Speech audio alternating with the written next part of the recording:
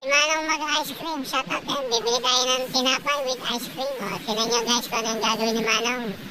Diba? Hihiwain ng tinapay, syempre. So, bali boss, magkano yan? 25. Tignan nyo guys, ipapalaman. Yan yung nakagawin dito eh. Ewan ko lang sa ibang lugar kung ganyan.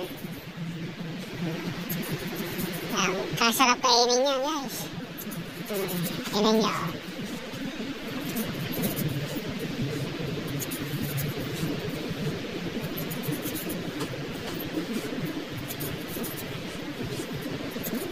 So, bali 25 pesos yan. Katami niyan.